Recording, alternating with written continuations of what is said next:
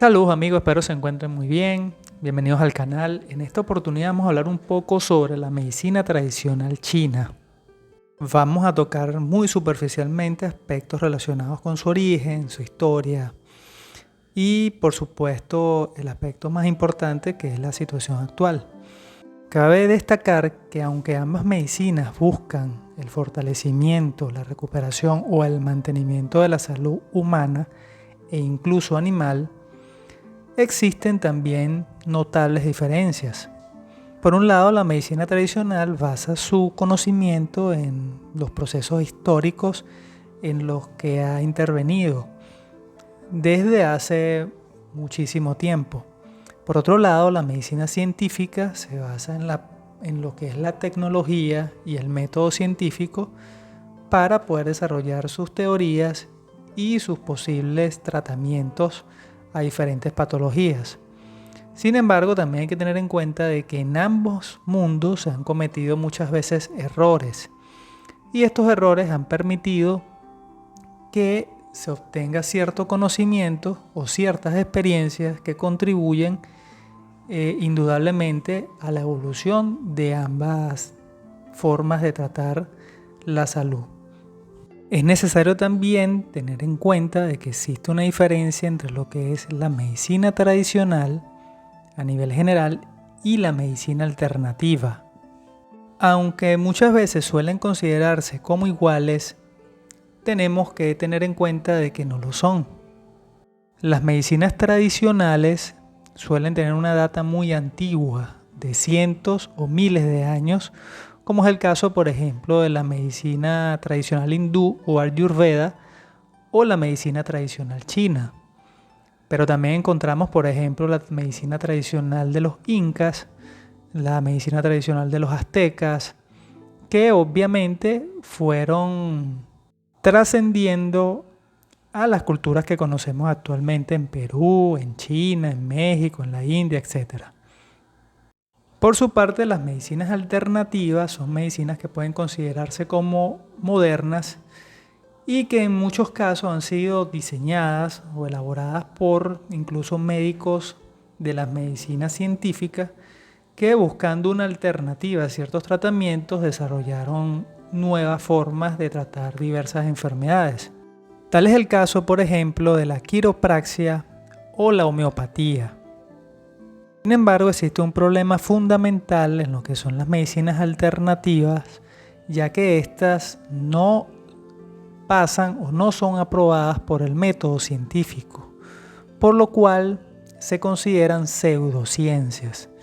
En estas pseudociencias también encontramos lo que es la acupuntura, flores de Bach, Reiki, alquimia, biomagnetismo, etc.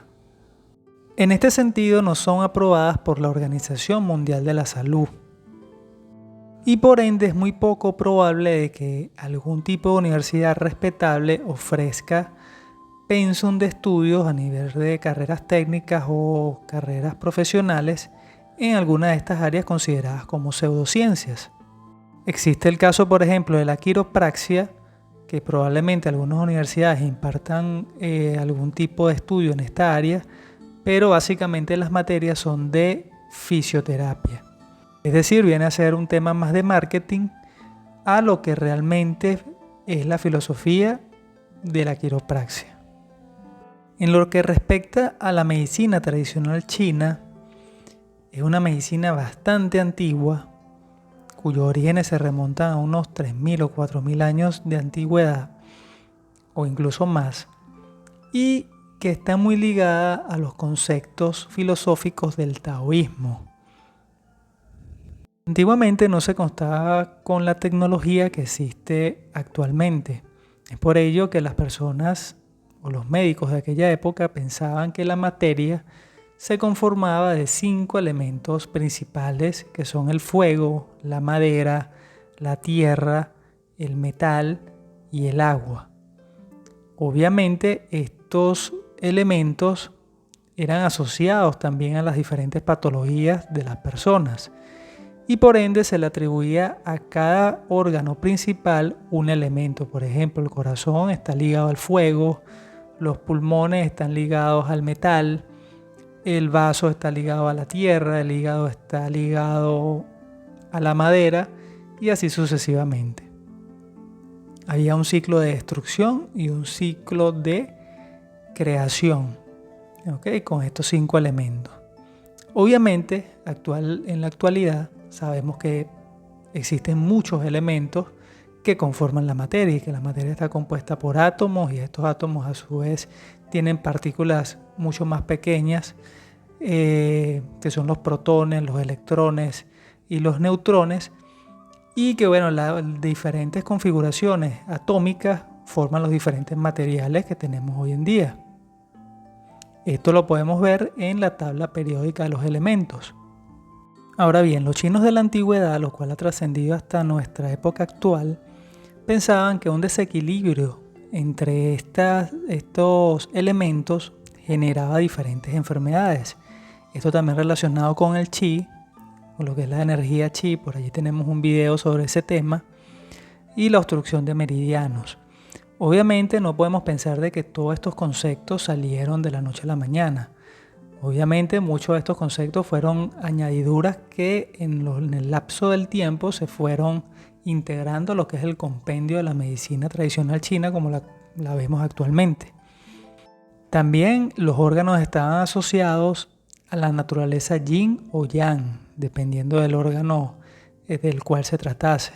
Entonces es un sistema bastante complejo que entrelaza diferentes áreas o diferentes creencias muy ligadas a los conceptos taoístas. Un área de importancia de la medicina tradicional fue la alquimia.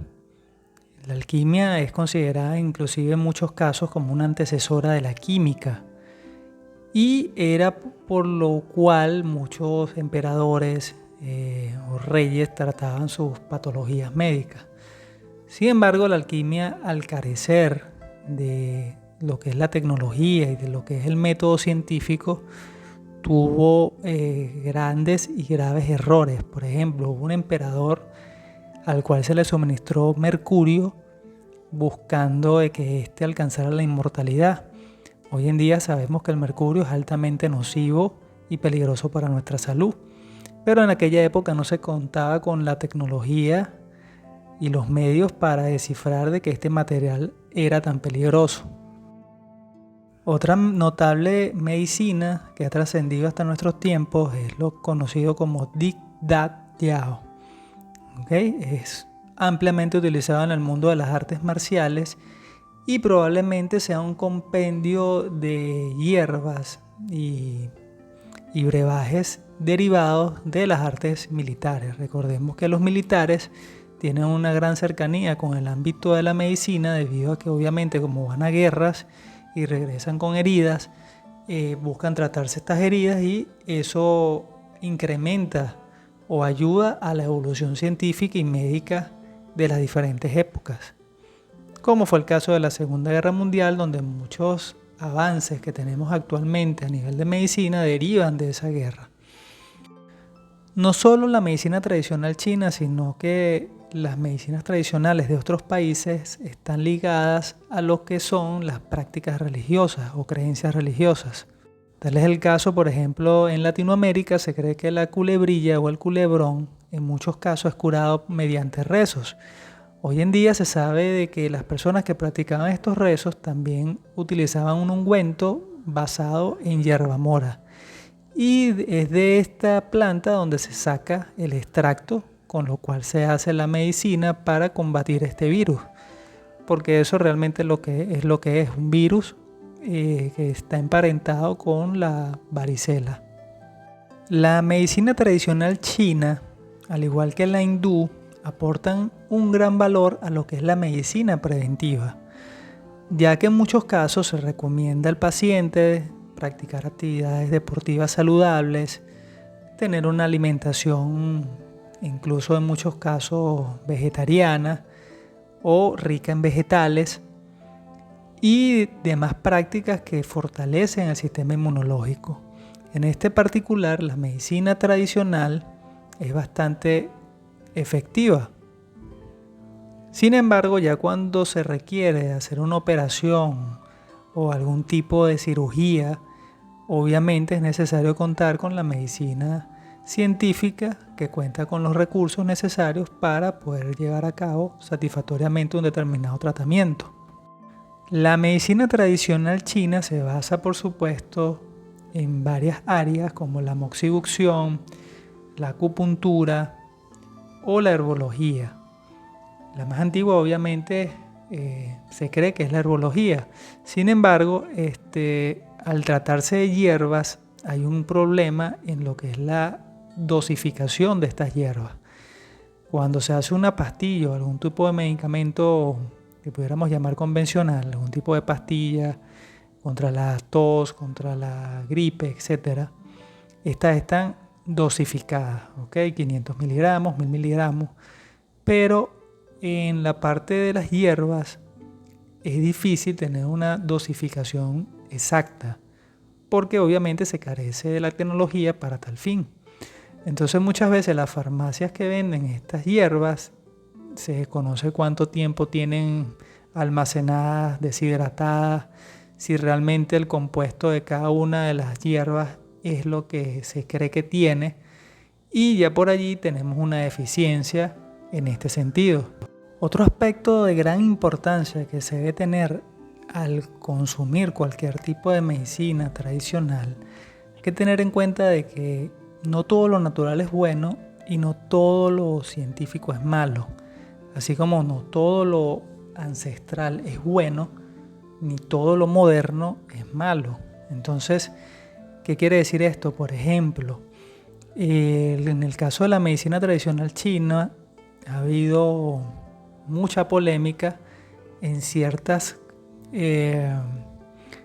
recursos que se obtienen de la naturaleza y que son explotados indiscriminadamente. Por ejemplo, el caso de la aleta de tiburón, en el cual se torturaba a los animales, a las especies, en este caso los tiburones, se les cortaban las aletas y los volvían a tirar en el mar, de manera de que el animal quedaba indefenso, herido, y obviamente moría en una agonía bastante larga. Igual ha pasado con otras especies, inclusive más exóticas, como tigres, leones, osos, etc. Entonces hay que tener en cuenta de que muchas veces se hace una publicidad engañosa de que, por ejemplo, tal extracción de un órgano de un tigre va a ayudar en la virilidad masculina, por decir algo. Entonces esto es falso, no hay ningún tipo de evidencia científica, pero se crea un mercado en torno a esta situación y se explotan y se destruye pues lo que es el ecosistema de estos animales, y destruyendo directamente al animal en sí, incluso a veces torturándolos, matándolos y generando un desequilibrio natural que a la larga nos afecta a todos. Muchos aspectos de las medicinas tradicionales han sido estudiados por la ciencia y han sido adoptados por la ciencia. Como les comenté, el caso de la culebrilla, se estudió lo que era la hierba mora, se observó de que allí estaba la medicina de este virus, y así ha pasado con muchas medicinas, ¿no? Al final, todo lo que obtenemos lo obtenemos de la naturaleza. Sin embargo, hay otro aspecto también de importancia, y es que existen materias primas que son obtenidas de la naturaleza y que aún están como que en fase experimental. Todavía no se ha dado una conclusión definitiva, y me refiero por lo menos a lo que es el caso de los cannabinoides o la ayahuasca. Por ejemplo, la ayahuasca se sabe que es un potente alucinógeno. Sin embargo, esto ha sido utilizado medicinalmente por lo que es la región del Perú desde hace muchos años. Sin embargo, se sabe que es un alucinógeno. Por otro lado, obviamente cuando hablamos de cannabinoides nos referimos a la marihuana. Obviamente hay un proceso, un estudio bastante formal y respetado a nivel internacional, hecho por científicos, por médicos, por ingenieros, que bueno, están tratando de sacar ciertos beneficios de esta planta a nivel de la salud. Pero lo que sucede es que muchos de estos estudios han sido probados en laboratorio y aún no cuentan con la rigurosidad, digámoslo de esa manera, necesaria para ser probados a largo plazo sin que generen efectos secundarios dañinos en los seres humanos. Por ejemplo, se dice que el cuerpo humano tiene un sistema cannabinoide y este sistema es algo natural que nosotros tenemos. Al aplicarle los productos de la marihuana a este sistema, estas células se saturan y por ende generan una sensación de calma o ayuda a apaciguar los diferentes dolores que puedan acarrear una determinada patología. Sin embargo, muchos de estos estudios están todavía remitidos a lo que es la parte de laboratorios en animales y en dosis muy pequeñas en seres humanos y bajo un estricto control médico.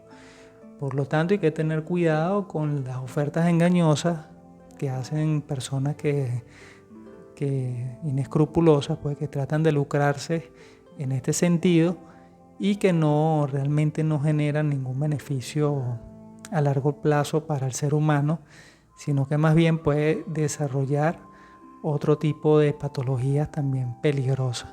Recordemos que como es el caso de la marihuana, puede generar dependencia, pueden generar también síndromes depresivos a la larga, puede también generar impotencia sexual y una serie de efectos secundarios que bueno, no son nada positivos. Pero también está la otra parte donde se han hecho estudios en los cuales se beneficia por lo menos las personas con Parkinson, con artritis, con dolores muy fuertes como por ejemplo el cáncer, etc. Entonces es cuestión de invitar a las personas pues, que están viendo este video a que se hagan eco de que cuando una persona vaya a sanar su salud, lo haga con una persona que realmente esté capacitada y esté regulada por los diferentes entes gubernamentales pues, del país donde se rija para ejercer la profesión de la medicina. Es también necesario saber que obviamente la medicina tradicional china tiene mucho tiempo y ha trascendido hasta nuestra época.